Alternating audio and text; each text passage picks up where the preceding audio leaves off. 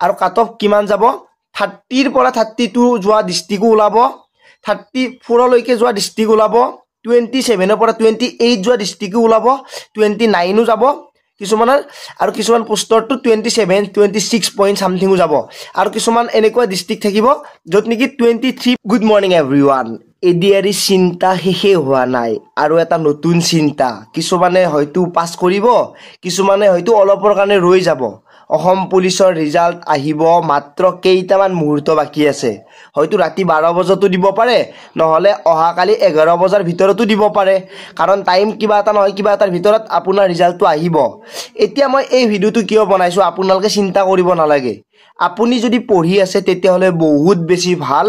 আৰু যদি আপুনি অপেক্ষা কৰি আছে যে ৰিজাল্টটো কি হয় কি নহয় তেতিয়া হলে আপোনাৰ কাৰণে একেবাৰে বহুত ডাঙৰ এটা লছ কাৰণ আপুনি আৰু সময়টো ঘূৰাই নাপাব আপোনাৰ নাম আহক বা নাহক আপুনি যেটো নেক্সট স্টেপ হেইটোৰ কাৰণে প্ৰিপেয়াৰ হৈ থাকাটো বহুত বেছি ইম্পৰ্টেন্ট যদি আপুনি এই যেটো এক্সাম আহিব হেইটোৰ কাৰণে টাইম নাপাবই গতিকে আপোনালোকে আগৰ পৰা সাজু হৈ থাকাটো বহুত বেছি প্ৰয়োজনীয় বুলি মই ভাবো যদি নাম নাহিল আপোনাৰটো লছ নাই কাৰণ আপুনি পঢ়ি আছে কিবা নহয় কিবা এটা কামত আহি যাব এতিয়া কাট অফৰ কথাটো মই আপোনালোকক ক'ব ওলাইছো যেহেতু অসম পুলিচৰ এবি ইউবিৰ আপোনালোকৰ ফিজিক্যাল টেষ্টৰ ৰিজাল্ট দিব গৈ আছে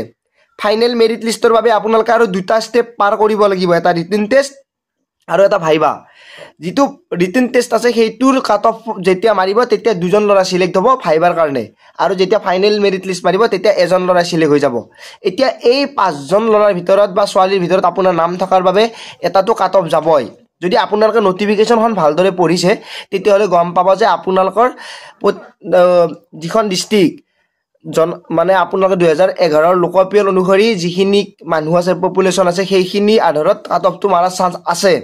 এতিয়া মই এটা কথা কৈ দিও যদি ষ্টেট ওয়াইজ কাট অফ যায় তেতিয়া হলে কিন্তু কাট অফটো অলপমান হাই দেখা পাব আপোনালোকক আগতীয়াকে কলো আৰু যদি ডিস্ট্ৰিক্ট হিচাপত যায় তেতিয়া হলে নিজৰ ডিস্ট্ৰিক্টত কাট অফ যাব কিছুমানৰ কম যাব কিছুমানৰ অলপ বেছি যাব আৰু এইখিনিতে এটা কথা কও ড্ৰাইভাৰ যেহেতু ট্ৰেড টেষ্ট চলি আছে আপোনালোকে গমে পায় তাতে ক্যান্ডিডেট গুটেখিনি আহিছে যেহেতু 600 মান পোষ্ট আছিল প্ৰায় 6000 মান লৰা সিলেক্ট হৈছে এটা পোষ্টৰ এগেইনষ্ট যেহেতু 10 জনকে মাতিছে এতিয়া বাকি 5 জনকে যেহেতু ৰিটেন টেষ্টত মাতিব এই ভাইবাটোৰ পাস কৰাৰ পিছত বাকি আৰু এবি ইউবিৰ যিখিনি এই কালি সিলেক্ট হ'ব তেওঁলোকে ৰিটেন টেষ্ট দিব পাব এইটো এটা চিন্তা আৰু মূৰত ঘুমাই গৈছে এটা কাট অফটো কেনেকে যায় ৰিজাল্ট কেনেকে দিব হেইটো কথা কৈ আছো যদি আপোনালোকে ৰিজাল্টটো আহে তেতিয়া হলে চেক কৰিব লাগিব আপোনালোকৰ এপ্লিকেশন নাম্বাৰ আৰু ফোন নাম্বাৰটো বহাই আপোনাৰ নামটো যদি আহিছে তেতিয়া হলে আপুনি নেক্সট স্টেপৰ যেনেকৈ এডিআৰি ৰিজাল্ট আহিছে ইয়েস নো আপুনি নেক্সট স্টেপৰ কাৰণে প্ৰিপেয়াৰ মানে পাস কৰিছে নে নাই যদি কৰিছে ইয়েস বুলি আহিব যদি নাই কৰা নো বুলি আহিব তেনেকৈ আপোনালোকে চেক কৰিব লাগিব আৰু কাট অফটো যদি আপোনালোকৰ ডিস্ট্ৰিক্ট ওয়াইজ যায় তেতিয়া হলে কাট অফ লিষ্টখন বহুত দীঘলীয়া হ'ব আৰু ষ্টেট ওয়াইজ গলে ডাইৰেক্ট এডিআৰি নিচিনা কাট অফ লিষ্ট এখন দি দিব বা এসআই নিচিনা এখন কাট অফ লিষ্ট দি দিব এসআই যেনেকৈ ইউআৰৰ ইমান গৈছে এবিৰ বাবে ইউবিৰ বাবে ইউআৰৰ ইমান গৈছে জেনাৰেলৰ মানে এসসিৰ ইমান গৈছে এসটিৰ ইমান গৈছে ফিমেলৰ বাবে ইমান গৈছে গুটেখিনি আহিব তাৰে ভিতৰত আপোনাৰ নাম্বাৰটো থাকিলে আপুনি সিলেক্ট হ'ব আৰু ৰিজাল্টটো আগতীয়াকে চাব পাৰিব তাৰ পিছতে কাট অফ লিষ্টখন আহিব আৰু যদি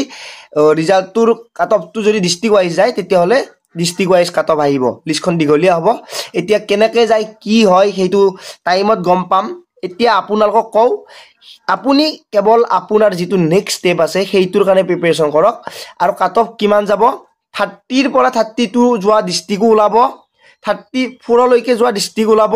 27 ৰ পৰা 28 যোৱা ডিস্ট্ৰিক্ট ওলাব 29 ও যাব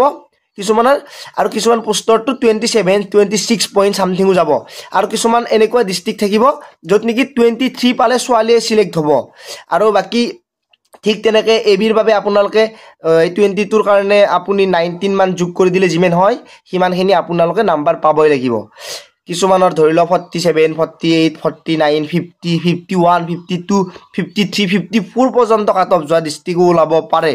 এইখিনিতে মই এটা কথা কলো আপোনালোকে কেৱল কাট অফৰ বাবে অপেক্ষা কৰি আৰু মাত্ৰ হাতত 10 দিন সময় আছে এই 10 দিনটো আপুনি লস কৰি নাপালাব আপোনাৰ কালিয়ে গম পাব আপোনাৰ নাম আহিলে আপুনি কিমান ডাঙৰ ভুল কৰিছে যদি আপুনি ইমানখিনি সময় নষ্ট কৰি পেলালে ভিডিওটো এই কাৰণে বনাইছো আপোনালোকে